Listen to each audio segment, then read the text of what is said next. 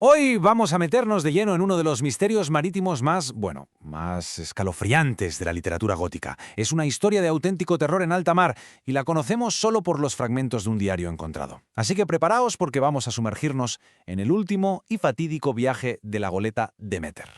Fijaos, para hacernos una idea de la magnitud de esta historia, casi que es mejor empezar por el final. Esto es tal cual lo que un periódico local se atrevió a publicar cuando el barco llegó a la costa de Inglaterra.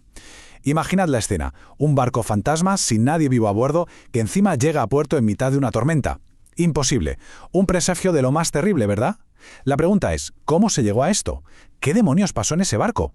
Pues bien, la única pista, la única voz que nos puede contar la tragedia, el único testigo de los horrores que se vivieron ahí, fue este diario. Estaba dentro de una botella, en el bolsillo del capitán. Gracias a este cuaderno hoy podemos intentar juntar las piezas de una pesadilla que se fue cociendo a fuego lento en medio de la nada en la inmensidad del océano. Venga, pues vamos allá. Retrocedamos hasta el mismísimo comienzo. Todo arranca como cualquier otra travesía comercial. Un barco que zarpa desde el Mar Negro, un destino claro y una carga que en apariencia era de lo más inofensiva. Aquí están los datos oficiales del viaje. Tenemos la goleta rusa, el Demeter, 9 almas a bordo, zarpa el 6 de julio. Y la carga es curiosa, arena de plata y varias cajas llenas de tierra. El destino, el apacible puerto de Whitby, en Inglaterra. Vamos, que sobre el papel todo parece un viaje de lo más rutinario. Nadie, absolutamente nadie, podía imaginar que iba a ser el último. Pero claro, esa rutina duró un suspiro. A los poquísimos días de navegación, una presencia, algo invisible, empezó a acabar con la tripulación, y poco a poco el miedo se convirtió en el verdadero capitán de ese barco. Y fijaos, el terror no fue algo de repente. No, fue más bien una caza lenta, metódica. Como podemos ver, cada pocos días, ¡zas!, desaparecía un hombre.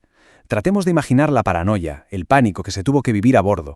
Estar atrapados en medio del océano con una amenaza que no se ve y que te va eliminando uno a uno. Y aquí es donde por fin le ponemos cara al horror. O casi. Uno de los tripulantes, justo antes de desaparecer, le suelta esto al capitán. Ojo, que no habla de un fantasma ni de un monstruo sin forma, no. Es una figura muy concreta. Un hombre que no debería estar ahí. Un ser alto, delgado y con una palidez que califican de espantosa. Claro, con esto el pánico se desata. El capitán, pues, tratando de mantener un poco la calma, ordena un registro a fondo, de proa a popa. ¿Y qué encuentran? Absolutamente nada, a nadie. Lo cual es casi peor, ¿no? Porque confirma que la amenaza es real, pero que se esquiva, quizá sobrenatural. Ya está, están atrapados en un auténtico ataúd flotante con un depredador que no pueden ver. A partir de aquí, la tensión psicológica ya es insostenible. La mente del primer oficial, que era el penúltimo superviviente, se rompe. Se quiebra por completo. Y esto nos lleva a uno de los momentos más desesperados de todo el diario. Son sus últimas palabras, las que el capitán anota en la bitácora. La certeza absoluta, está aquí. Y esa conclusión, aterradora. La única escapatoria posible, la única salida, es una muerte segura en el fondo del mar. Y eso es lo que hace. En un ataque de puro terror, se lanza por la borda. Elige el mar antes que al monstruo. Hay que pararse un momento a pensar en esto. Un marinero con experiencia, un hombre de mar, que prefiere ahogarse en aguas heladas antes que enfrentarse a lo que sea que estaba acechando en las sombras. Eso nos da una idea bastante clara de la magnitud del horror que sentían. Y de repente, solo queda un hombre. El capitán. Completamente solo. Pero en lugar de rendirse, de caer en la locura o la desesperación, toma una decisión heroica. Un último acto de deber, sabiendo que su muerte es segura. Aquí está la clave de todo. Su juramento, su honor. Es más fuerte que su propio miedo. Él sabe que va a morir, sabe perfectamente que el monstruo está ahí, en el barco, con él. Pero su deber, por encima de todo, es llevar al Demeter a su destino, cueste lo que cueste. Y este es su plan final. Mientras siente que las fuerzas le abandonan, se asegura de que, incluso después de muerto, seguirá al mando. Literalmente, se ata las manos al timón. Fijaos, su última defensa ya no es contra la muerte, que la da por hecha, sino contra el mal que lleva a bordo. Por eso se aferra a un crucifijo. Es una imagen de un sacrificio absoluto, ¿verdad?